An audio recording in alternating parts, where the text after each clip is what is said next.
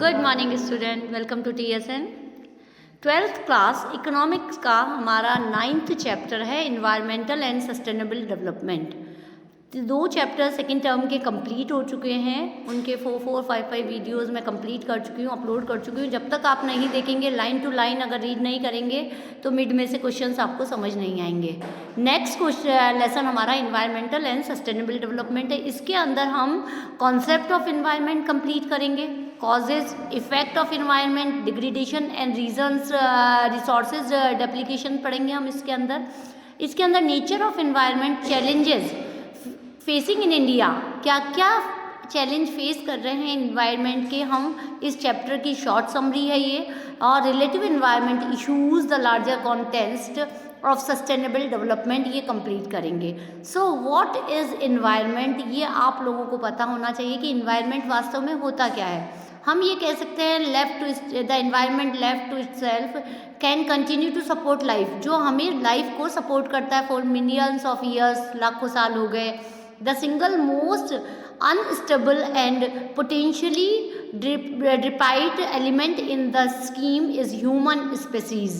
Human beings with modern technology have the capacity to bring about initially and unintentionally far-reaching and irrespective changes in environment. So हमारे environment के बारे में हमें ये बोला गया है कि पहले वाले चैप्टर्स में हम पढ़ चुके हैं कि main economic issues faces of Indian economy, क्या क्या इशू फेस कर रही थी इंडियन इकोनॉमी, ये हम पढ़ चुके हैं। The economic development that we have achieved so far has come at very high prices at the cost of environment quality. यदि हमें क्वालिटी चाहिए तो हमें उसका पैसा देना पड़ रहा है।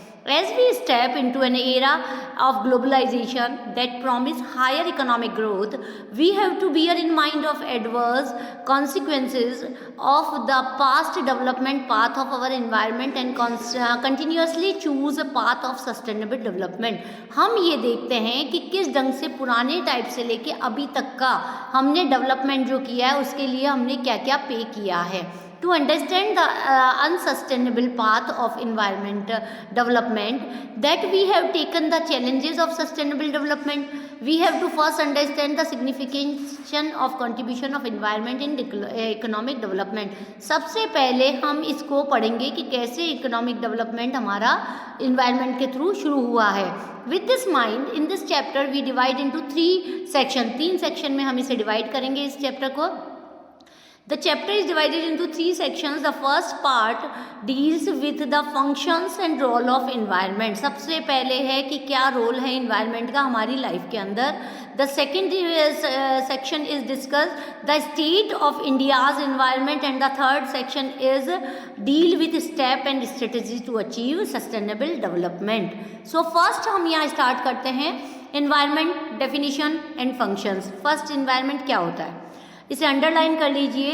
Environment is defined as the total planetary inheritance and the totally of all resources, जो हमारे लिए इनहेरिटेड एंड टोटली हम सारे रिसोर्सेज को हम यूज़ करते हैं उसके द्वारा। It includes all the biotic and abiotic factors, इसके अंदर सारे फैक्टर्स इंक्लूड होते हैं, चाहे वो बायोटिक हो चाहे एबायोटिक हो, दैट इन्फ्लुएंस ईच अदर, जो कि हम एक दूसरे पर प्रभाव डालते हैं।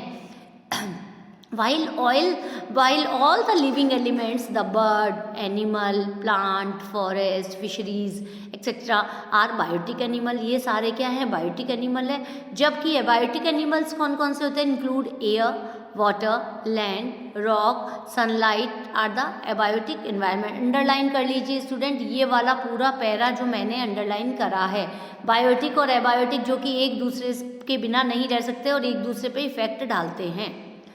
A study of the environment that calls for a study of the interrelationship between these biotic and abiotic component of the environment. So environment हम किसे कह सकते हैं कि जो हम स्टडी कर रहे हैं, जो स्टडी हम environment में पढ़ेंगे वो क्या है, वो इन दोनों के बीच का इंटर रिलेशनशिप है जो कि बायोटिक और एबायोटिक कंपोनेंट के बीच में होता है environment के अंदर।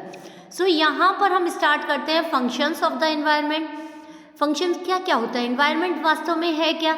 इन्वायरमेंट जो हमारे यहाँ पर एयर का एनवलप बना हुआ है उसे एटमॉस्फेयर कहते हैं। एटमॉस्फेयर के अंदर बायोटिक और एबायोटिक जो कंपोनेंट होता है उनका रिलेशन होता है, उसे हम इन्वायरमेंट कहते हैं।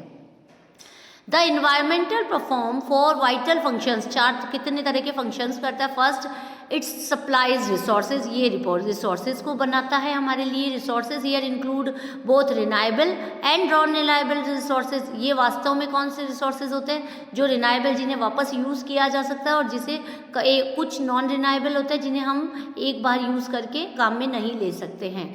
So reliable resources are those which can be use without the possibility of the resources becoming depleted for ex used, जब that is a continuous supply of resources remain availability. वास्तव में जब अवेलेबिलिटी होती है तब तक ही काम में लिया जाता है। Example of reliable resources, the trees in the forest and the fishes in the oceans. Non reliable resources कौन से होता है, on the other hand are those which get excuses with extraction and use, जिसे हम वापस use कर सकते हैं। For example fossil fuels, it assimilates wastage जो कि होती है sunset life, sustainable life by providing genetic and biodiversity, and it also provide aesthetic services life sensory etcetera.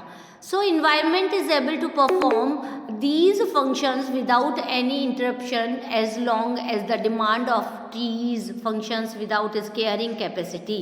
So हम environment के अंदर इन सब को include करते हैं. This implies that the resources extraction is not about the rate of regression of the resources, and the waste generation are within the assimilation capacity of the environment.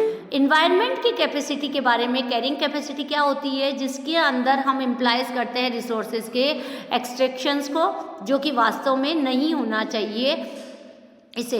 When this is not so, ये वास्तव में यही नहीं है, the environment fail to perform it third and vital function life sustenance, and this result is an environmental crisis.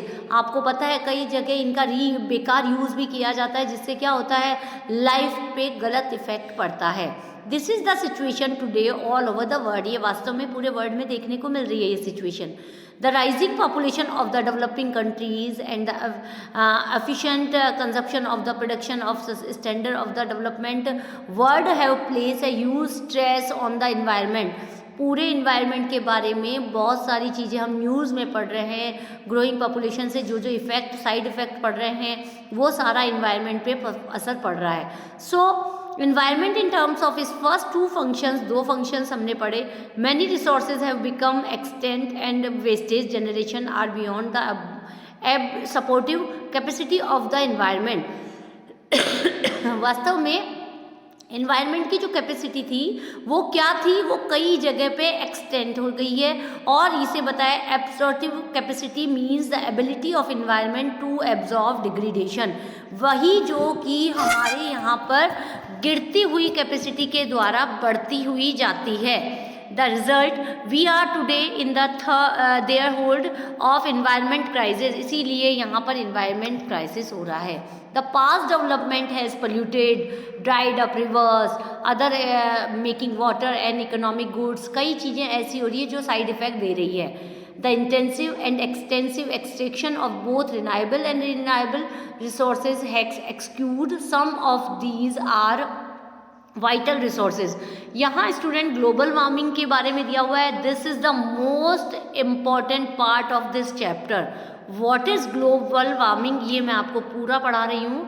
Global warming होता क्या है, इसके ऊपर एक क्वेश्चन जरूर बनता है इसके अंदर से, चाहे वो डेटास के ऊपर बनता हो, चाहे fossil fuel, green house gases कि इंडस्ट्रियल रेवोल्यूशन, इन सब के द्वारा एक क्वेश्चन जरूर बनेगा. इस टॉपिक का मेन पॉइंट यही है, इस लेसन में मेन पॉइंट. सो इसे हम नेक्स्ट वीडियो में कवर करेंगे. Till then, thank you.